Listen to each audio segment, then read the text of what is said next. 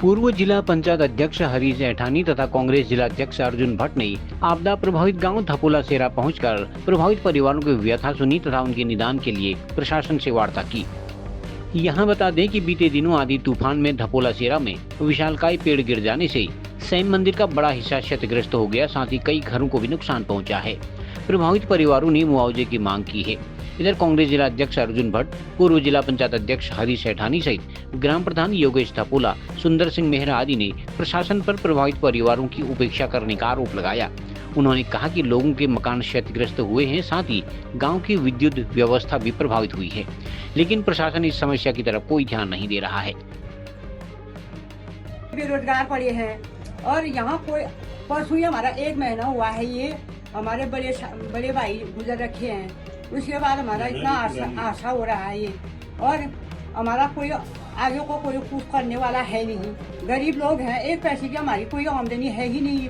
और इन लोगों ने मतलब कितने बार कहा पेड़ गिरा दो, इन लोगों ने एक बात भी नहीं सुनी। आज देखो इतना हमारा 2 घरों का बर्बाद तो हो ही गया था। थोड़ा बाल बचे हमारा इतना दौड़ने लाग इष्ट है, उन्होंने तो हमारी इतनी रक्षा की है, मतलब कि सोचने वाली बात हो रही कि ये पेड़ मतलब पूरा आता तो हमारे दोनों परिवार तो खत्म होती जानवर भी होते, मकान भी पूरा जाता। हाँ, और उसके बाद कोई मतलब ऐसा ये पेड़ ऐसे रिंग गया मतलब कि लोग देखते रह गए। पूरा गांव वहाँ से मतलब भागा दौड़ा गया। हमको तो ऐसा लगा कि हम आज तो खत्म ही होना ही है, हमने खत्म, मरना तो हमने मरना ही है। तो जाए कहाँ जाए, बाहर जाए तो वैसी तूफान हो रही थी, अंदर छिपे तो ये मकान की इतनी मतलब घबराहट जैसी, मतलब हमको तो ऐसा हो गया हम कहाँ जाए कहाँ भागे। मतलब बाहर उन्होंने कहा कि खेतों में मारो, यहाँ से मतलब खेत में कूदो, और रास्ता हमारे पास कोई बचा ही नहीं। बाहर वहाँ भागे तो कैसे भागे, ऐसे छोटे छोटे बाल बच्चे हैं, इनको समेटो, अपनी जो समेटो, हमारे पास कोई साधन था ही नहीं। और लड़के सब बेरोजगार हैं, सब प्राइवेट में, ऐसे 2 बच्चे हैं वो भी प्राइवेट में है। तभी तो कहीं मतलब घर से कोई उठने वाला ऐसा नहीं है। हम तो मरे जाते हैं, गरीब लोगों को देखता ही कौन है ना। जब ये विधायक लोग, जब हमारे ये लोग हमारे साथ देंगे तो हम भी तो इनके साथ देंगे ना। ये तो हमारे दुख में खड़े होंगे तो हम सपोर्ट देंगे इन लोगों को ना, तो हमको अभी देखेंगे, क्योंकि हमें अभी तो हम तालाब में डूबे हैं। क्योंकि हम मतलब ये अपने आप को हम संभाल भी नहीं पा रहे हैं, क्योंकि हम तो दुखे मारे, हमने तो घुटने भी अपने काम नहीं कर रहे हैं। हमने कल रात से खाना भी नहीं बनाया, नहीं 1 रोटी हमारा गले में गया रात भर। हम तो 12 बजे तक हम मतलब अंदर रोते रहे, बैठते रहे। और जिनका पे वो हमको धमकी दे रहा है, क्यों ये तुमको बदवा दूंगा। अरे हमको क्या बदवाओगे, हमारा ही नुकसान हो गया, हमको ही बदवाएंगे। हमने कोई रिपोर्ट नहीं की, नहीं कह रहा कि पटवारी क्यों बुलाया। अरे पटवारी तो ये आपदा हो रहा है, पटवारी का तो आने का काम है ही गांव में, क्यों वो तो आपदा के लिए आया है ना गांव में। फिर हमको धमकी दे रहा है। अरे तू हमको धमकी क्यों दे रहा है, हमने पटवारी बुलाया है तो ये आपदा के लिए आ रखा है। जब हमारे गांव में ऐसा हो रहा है करके इसलिए पटवारी भी रखा जाता है गांव में, सभापति भी रखा जाता है कि गांव को देखो सुनो कैसा हो रहा है, क्या हो रहा है। गांव में इतना हादसा हो रहे हैं कि इंसान की कोई कदर नहीं है, क्यों जानवरों की तरह इंसान की कोई महत्व नहीं है, मतलब ना।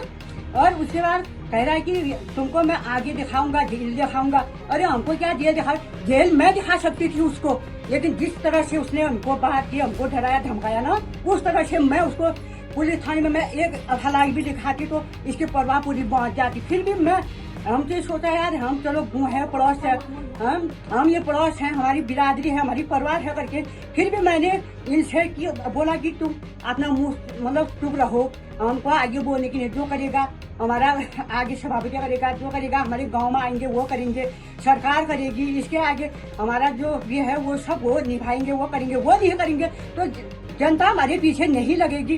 तो इसका उपाय हमको ही सोचना पड़ेगा।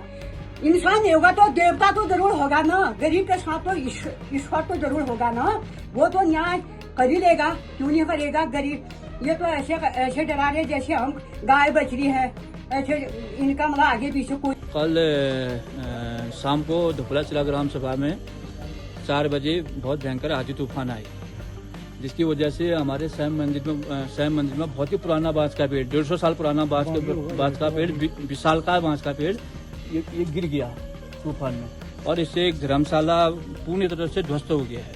और मंदिर में भी क्या कहते हैं क्षति हुई है और एक छोटा मंदिर है चामुंडा माता का, उसका गुंबद भी टूटा है। साथ में ऊपर नंदन सिंह धोपला जी के घर में वहाँ पर एक बड़ा टुन का पेड़ गिर गया है, वहाँ भी छत टूटी है। और शाम को पटवारी जी भी आए थे, उन्होंने क्या कहते हैं उसको भी संज्ञान में लिया।